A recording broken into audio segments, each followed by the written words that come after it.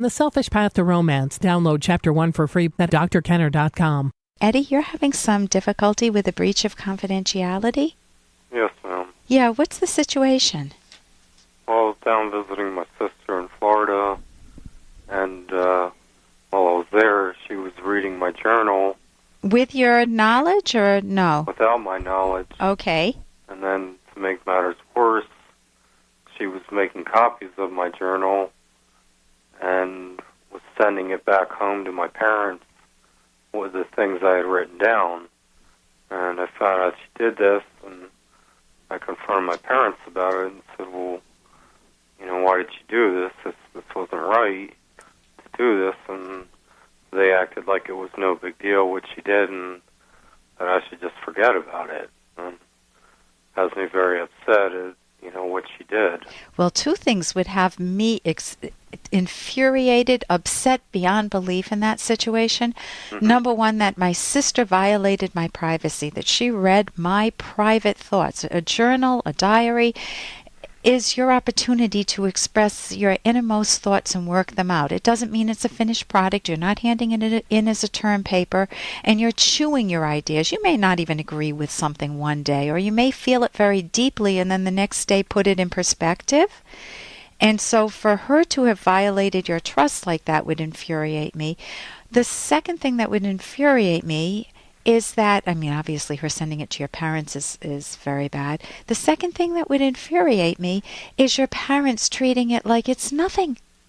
Right. And that's another violation. It's like they're not even validating the pain that you're in. Imagine if your mother had a diary of how she felt about your father and their sex life over the years.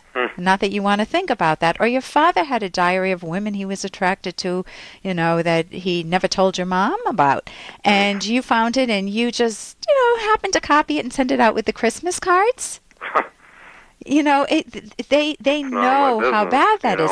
Now, there are some situations. First, give me, I need an image. How old is your sister? She's 44. Oh, my gosh. I thought you were talking about a year. And how old are you? 31. 31. So it's an older sister. Is this a pattern with her? Did she always rush to tell them information? I really don't know. This is the first time I've ever been aware of her trying to blackmail me and okay. Explain that. And destroy my relationship with my parents, Yeah. Okay. Explain that. What is her motive? First, is there any, before we get to her motive, are there any extenuating circumstances? Sometimes if somebody is in a lot of, suicidal, and a sister reads the diary and sends it to the parents, it may be a lifesaver. Much as you hate it. I wasn't suicidal. She knows I have problems with depression. Okay. But I don't think that gives her a right. No, it doesn't even. With suicide, it's...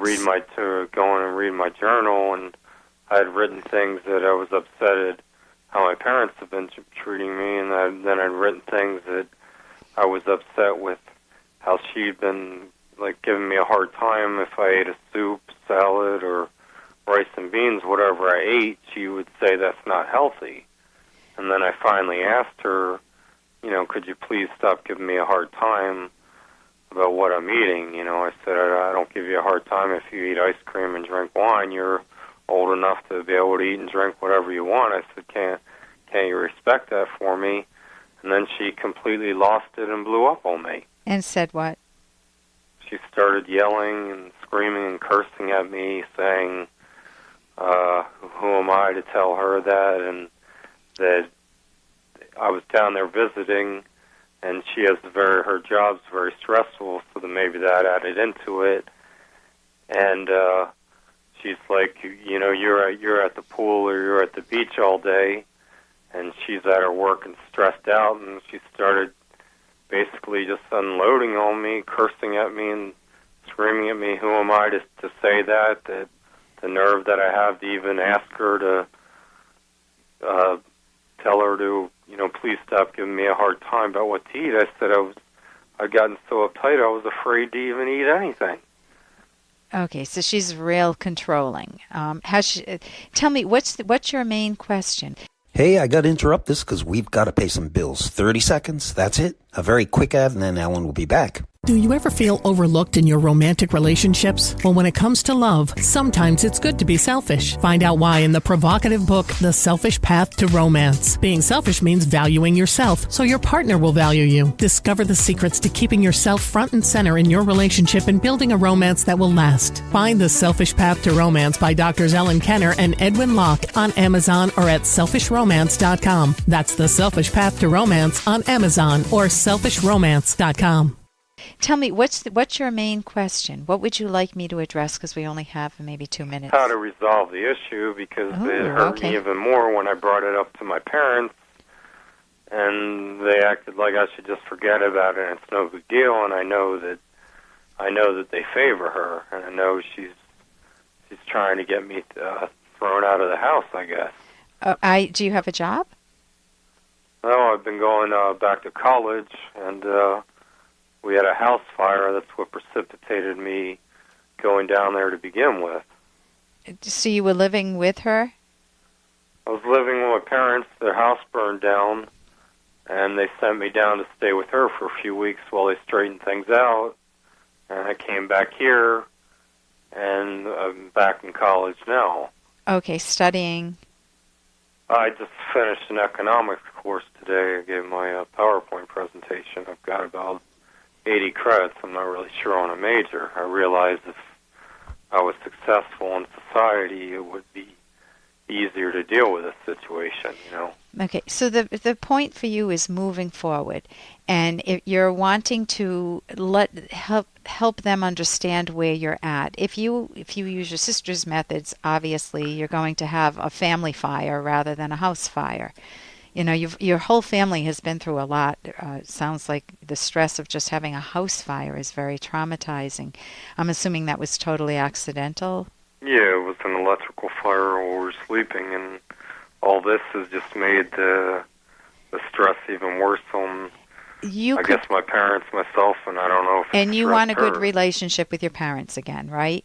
And I want a good relationship with everyone involved, but I feel like why don't you start a letter like that? I'm dealing with three irrational people. What if you who are siding against me? And okay, because we're down to about a half a minute now.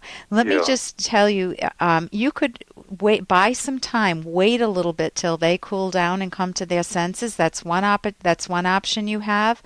You could write them a letter even saying that, you know, we're all feeling very stressed right now because of outside situations and because of our relationship. I would love to work on mending it. It sounds like now's not the time. Touch base with me when you feel like it's a better time for you. It's like giving them an engraved invitation to connect with you, and it'll also be their choice, so you're not forcing it. You can also put a little note someplace.